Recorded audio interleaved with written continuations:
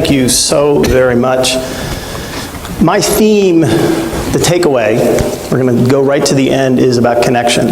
And I share that because when I came in here this morning, I felt connected.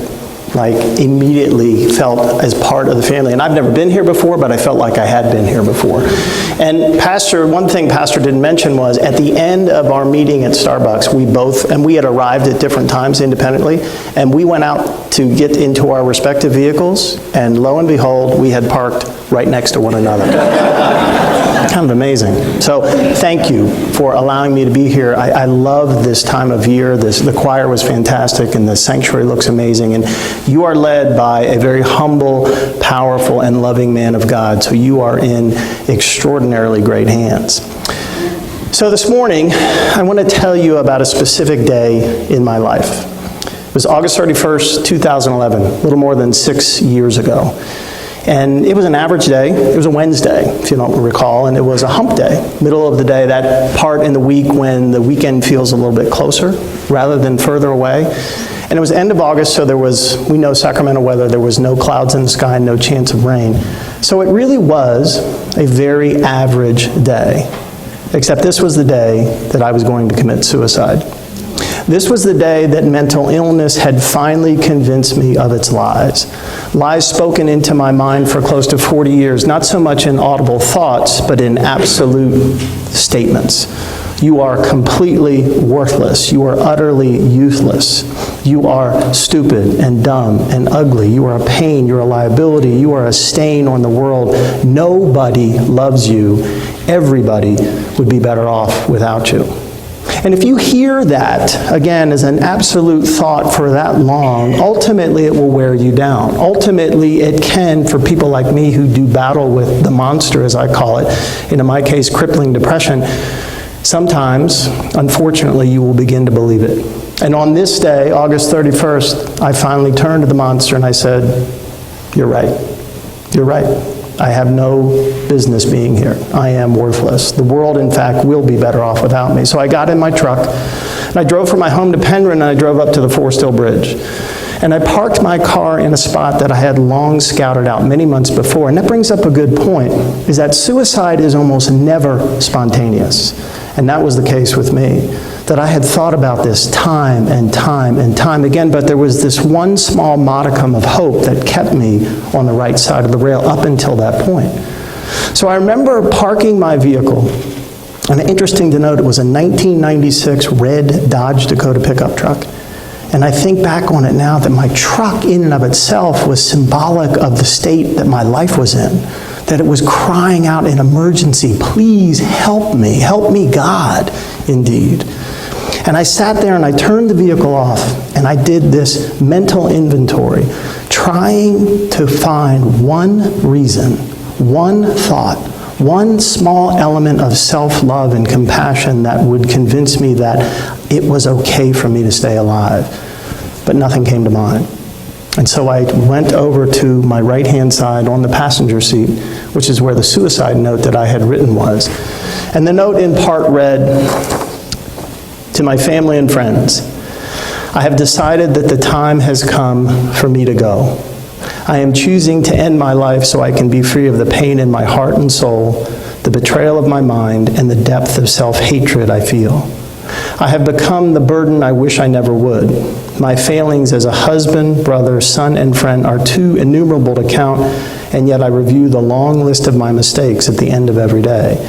I fear I will continue to be a drag on those around me, a damaged shell of a boy, not yet close to being a man."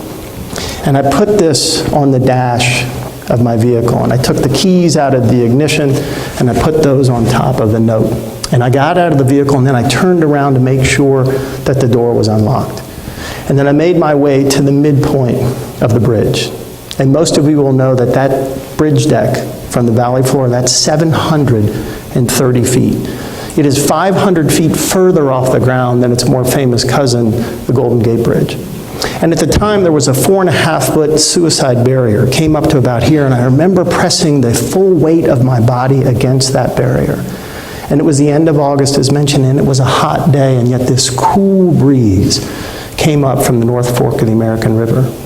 And there was a sense of peace, a sense of coolness that I actually felt a sense of relief. Now, I don't know how long I stood there in that position, but it was long enough for somebody to notice me and to call 911. And an officer came up and made contact and then made connection. And in that connection created enough hope, just this small little sliver, a mustard seed side of hope, to get me off that bridge and to an emergency room and then to a psychiatric hospital where I would spend the next 15 days. And when people found out I was in the psychiatric hospital and why, they were shocked. They were amazed. I didn't appear to be mentally ill. I didn't appear to be suicidal. People saw me as one half of a very committed couple that was running a large end-of-life animal sanctuary just down the hill in Prenman. The sanctuary was called A Chance for Bliss and home to as many as 100 animals at any one time. 25 horses, 23 dogs, 9 pot-bellied pigs, goats and sheep and ducks and geese. We had a duck named Darcy. And Darcy had been attacked, and Darcy wasn't able to be swimming and moving about on her own out in the large pond with the other ducks and geese, so she lived, of course, inside in the master bedroom, where she would luxuriate all day in the large jacuzzi tub until at night she would retire to a dog bed that I would put inside our large shower that had a glass front, and I would put this towel over the top of her. And in the morning, the ritual was I would get Darcy up. While the tub was filling up, I would move Darcy around the house so she could flap her wings. The sanctuary was truly an extraordinary place.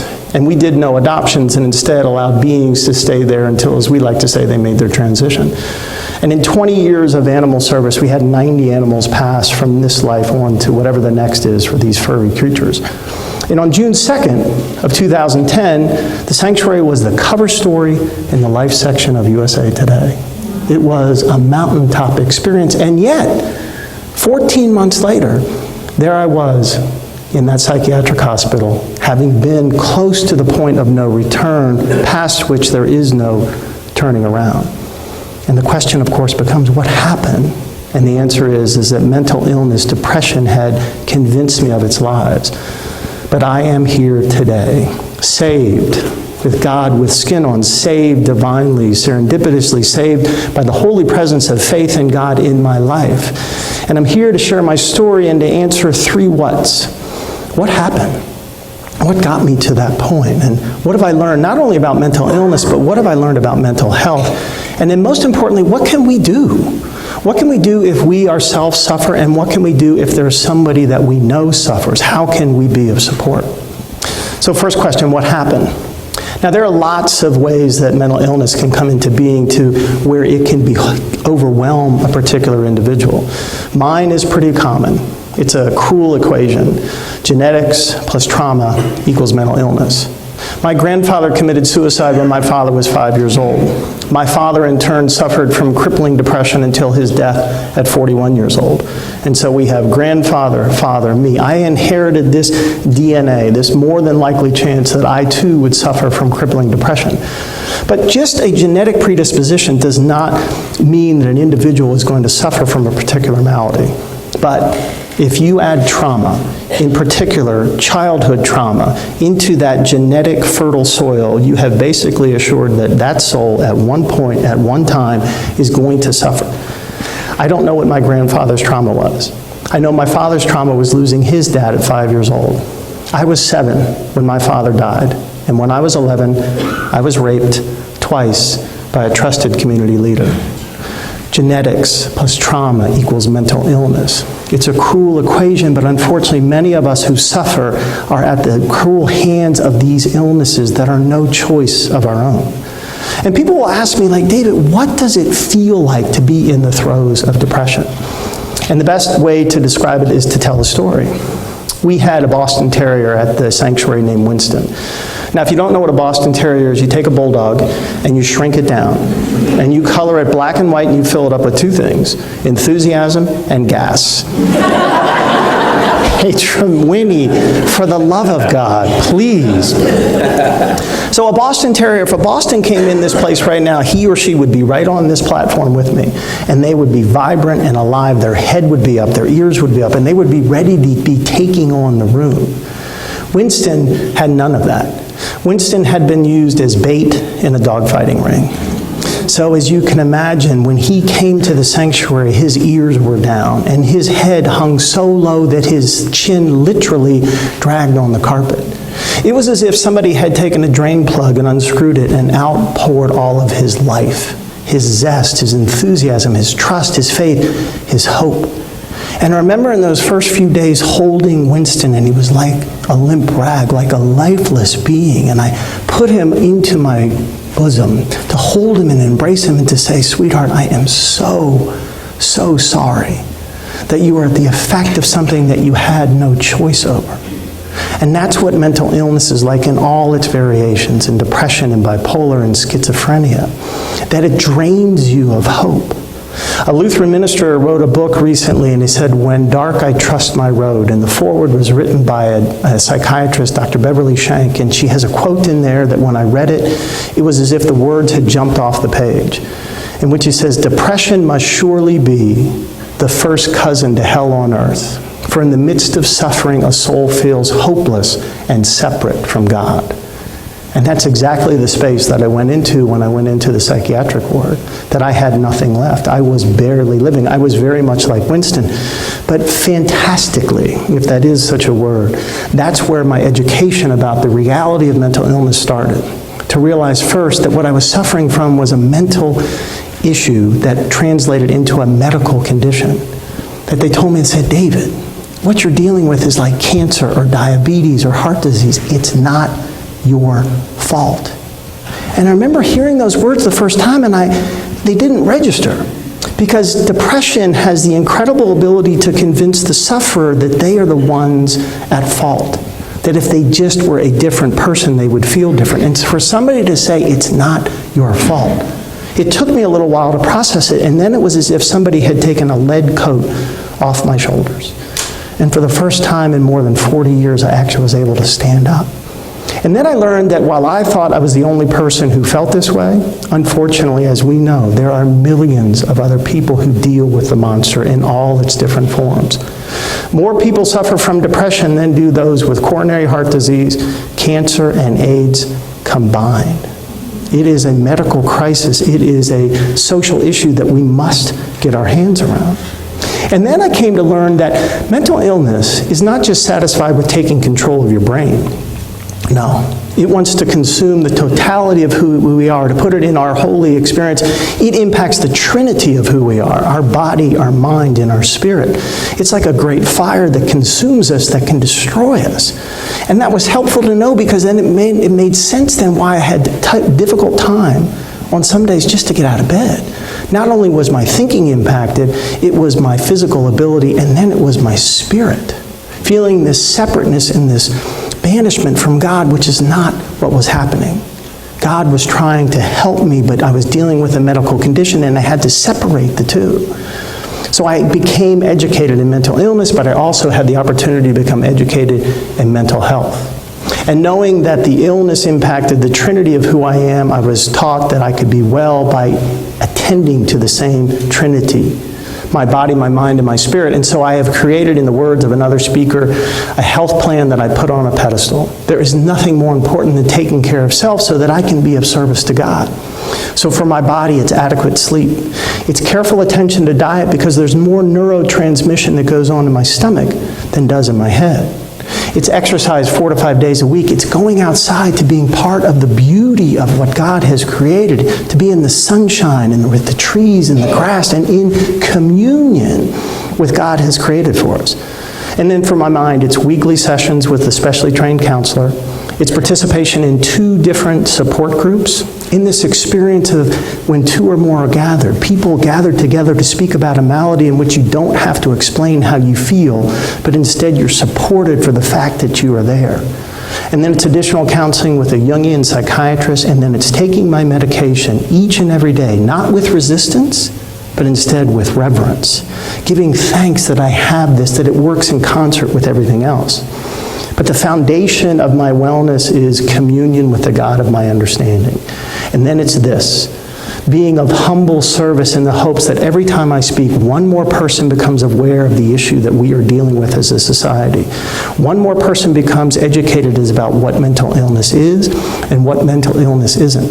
And one more soul, one more brother or sister who may be suffering like me has some hope to realize that their condition is not their fault and that together we can turn the tables on the lying monster and have them go from mental hellness into a place of mental wellness.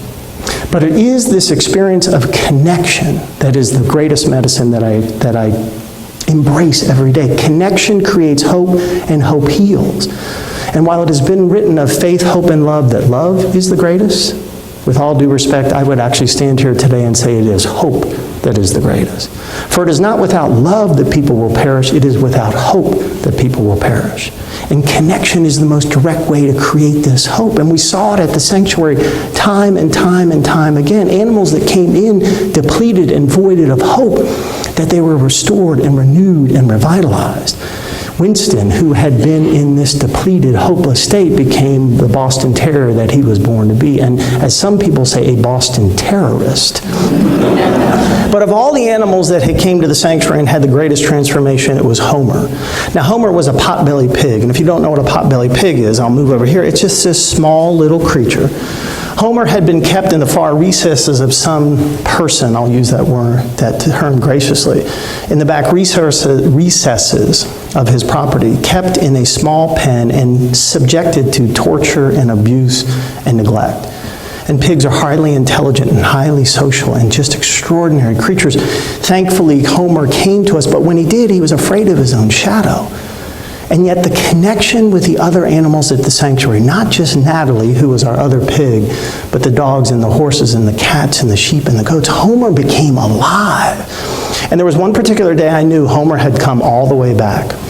So on this day we had a new horse come, and it was Tank.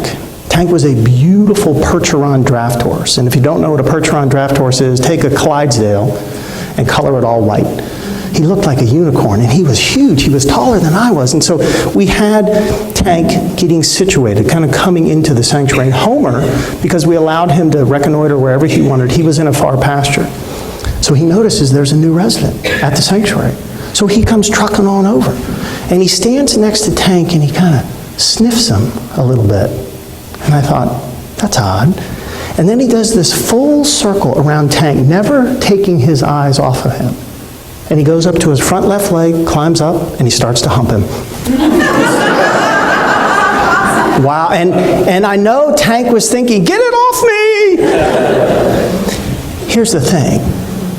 When you're depressed, you're not silly, and you're not spunky, and you're not jerky. You don't have any of that. You're hopeless and you're lifeless. The truth was, Homer wasn't trying to dominate Tank. Homer was just saying, welcome to my world, man. You're going to be okay. Let's have some fun. And you could find Homer was incredibly protective of his family, because oftentimes the horses would be eating.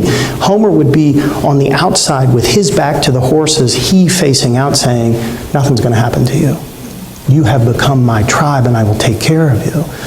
Connection creates hope, and hope heals. So the question becomes into the third what can we do? What can we do to help ourselves, and what can we do to help other people? And I'm glad you asked the question, because I think there's three simple ways that we can create connection: recognition, understanding, and expression. Recognition, I believe, is the gateway to connection, and names are the gateway to recognition. Dale Carnegie said it best when he said, to a person, the sound of that person's name is the sweetest sound in any language. And think about how true that is. Think about a time that somebody remembered your name and you had no expectation that they would. Or better yet, a time that you hoped somebody would remember your name, and they did. How did it make you feel? What went on as a physical sensation in your body? If you're anything like me, it made me feel like I was embraced, like I mattered, like I was included, like I belonged. And for people like myself who can still, even to this day, get on in a situation where the monster has us by the throat, when you remember my name, you call us out of this place of isolation into a place of inclusion. Isolation creates the possibility of illness, but it is connection that creates the possibility of wellness.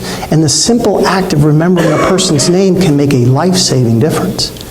I was at the gym the other day, and many people at the gym, I've just gotten to know their name. And I was working out on the machine, and a guy named Dennis came by.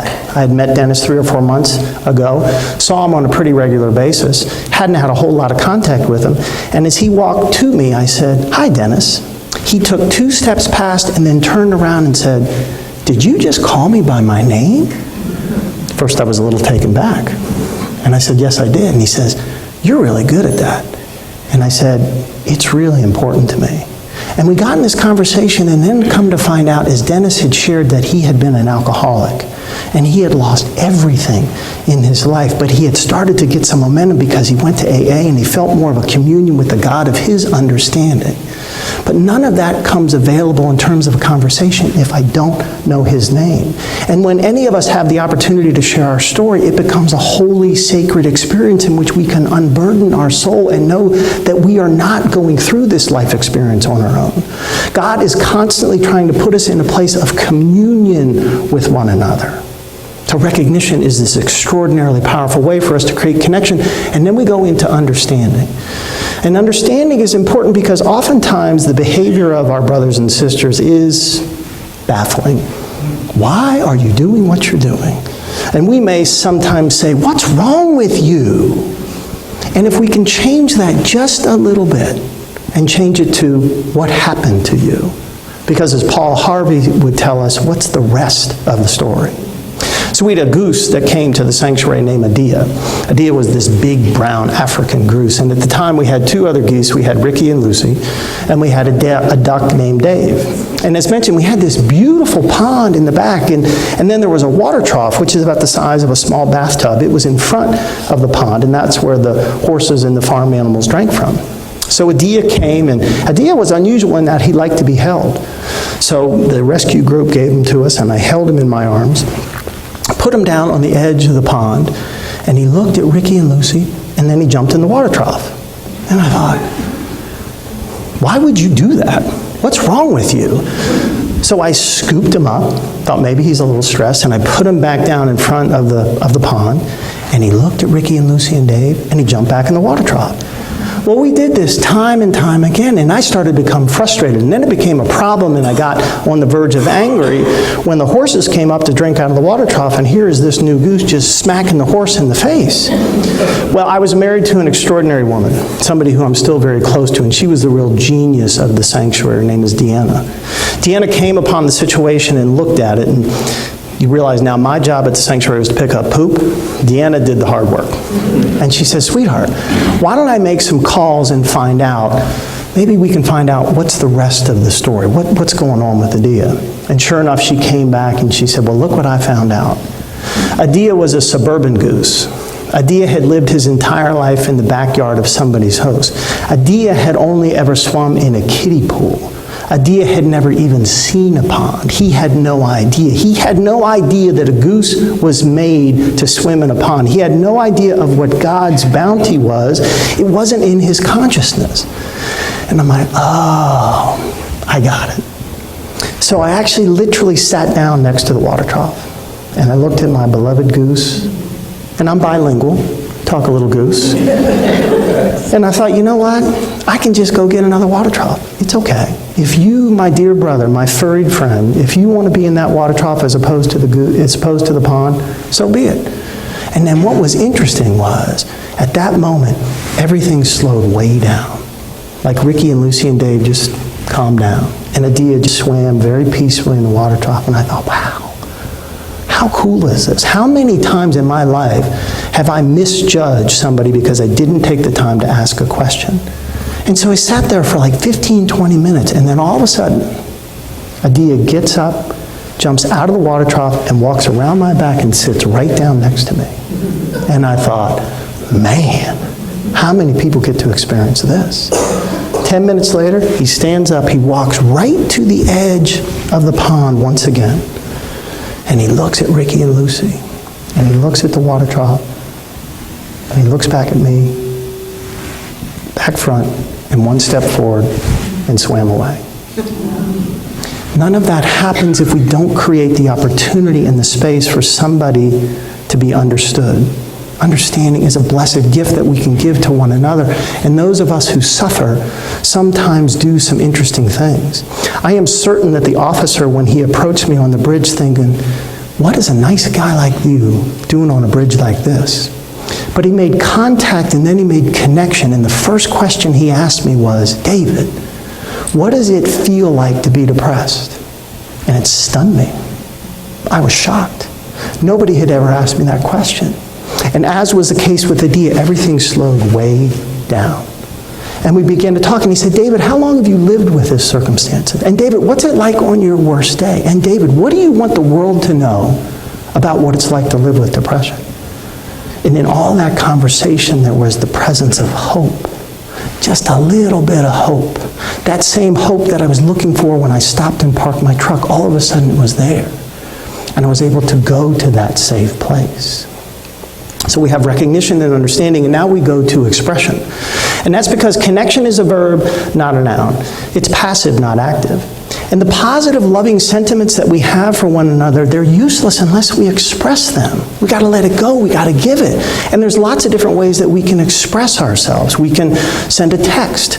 We can make a phone call. We can send an email. We can even do it in person. But I'm going to ask you to consider that I believe that the greatest way to express ourselves is the old-fashioned handwritten note.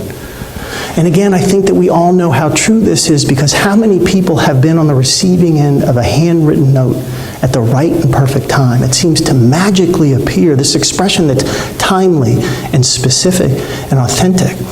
Just the mere fact of when we see it in the mailbox, because it's in this unique shape, we know what it is. We may hope that there's some money in it, but that doesn't always happen. But there is still a gift of abundance and love that's in it. Now, as mentioned, my condition will still grab me. There are still days that I feel the full weight of depression on my chest.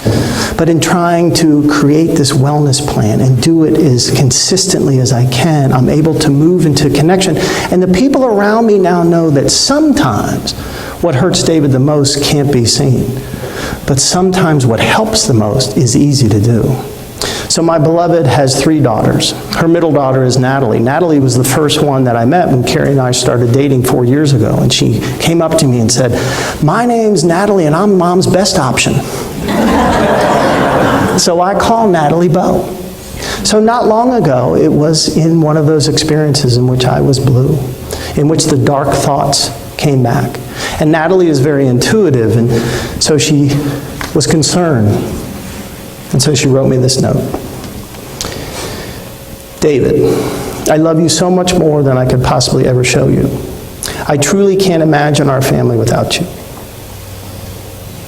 I lately have felt sad because I don't know what I can do to help you. I don't understand depression. I don't feel like anyone really does. I have been researching to try and figure out what I can do to help. However, I couldn't find anything, so I thought I'd just reach out and write you this note. To let you know that when your condition may have you feel that you are not worthy, that is the farthest thing from the truth. That depression lies, that life would be less without you, that you are needed and wanted. And then she goes on to say that we are a team and we can do this thing, and I am ready to kick some depression booty. But then, at the end, Natalie wrote something to me that will remain as the most extraordinary expression of love and support that I will ever receive, when she said, depression can't have you because you're ours. And it's pen on a piece of paper. And it changed my life. And I share this at every talk to remind us that we hold this power to make a connection and a difference in people's life by doing the simple thing of recognition and understanding and expression. But the true beauty in connection is it's mutually beneficial. It's like a boomerang. As we create it with others, we experience it ourselves. The giver becomes the receiver in a sanctuary of mutuality. And that is the place where hope lives. And we need hope, hope, hope. My new year is undoubtedly different than yours, because it's not necessarily January 1st, it's August 31st. And on August 31st, I go back to the Forest Hill Bridge, and I park my car in the same spot that I did before, and I walk to that midpoint, and I press my body up against the barrier. But I don't look down. I look up, and I give thanks for this extraordinary gift of life that has been given me. And I stay there and I say, dear God, thank you. Please allow me to be used as a tool to let other people who are captivated in that place of hopelessness realize that it's not their fault. And when I turn to go, I run face to face, just a few inches away from the emergency call box. And it's painted this bright, almost annoying yellow. And on top of the box, there's an extraordinary sign. And the sign says, there is hope. Make the call. I need you to know that not a single person has jumped who has picked up that phone. That's the power of connection to create hope, and hope heals. Outside these walls, there are far too many people who are suffering from a plague of disconnection, a condition that far too often ends in suicide. Every 12 minutes, 5 times per hour in the greatest country in the world, people commit suicide. But what's even more shocking, every 31 seconds, somebody attempts suicide. Somebody captivated in a place of hopelessness, feeling that they're not worthy, they're not loved by God, that they have no use, attempts to take their life. Dr. Drew Ramsey is an extraordinary psychiatrist, and he wrote an article recently in which he says, if you think you and your family are immune, you need to wake up before the funeral. Smart people, rich people, pretty people, everyone is at risk. We prevent suicide by talking, by asking without stigma, and planning thoughtfully for people who are at risk. You have a job in fighting stigma too. Either you fight it or you promote it. There is no middle ground. But this is the most important part. Dr. Ramsey says, somebody you see today is thinking about killing themselves. Your smile, your question, your love could save them. Trust me, they told me it did. This is not somebody else's problem. This is our problem. And as Pastor has said, we are our brothers and sisters' keepers. But that doesn't mean they have to come in and live with us. That means we have to connect with us. Dr. Ramsey's message leaves me hopeful because it reminds me that our situation is not hopeless. Suicide is preventable. I am living proof of that. We need to do this together. We need to combine and unite and connect so we as a community can do God's work and go out and reach the people who need us. Consider the fact if we take I and replace it with we, illness becomes wellness. So my request is, as we leave this sacred space, led by a man of God, that we go out into the community and we take our recognition and our understanding and our expression like a big net, knowing that suffering is almost always invisible. And so we cast this out to everyone that we meet, knowing that we will pull in the soul most in need. And when we do, I can promise you, you will hear them say, nice catch. God bless you.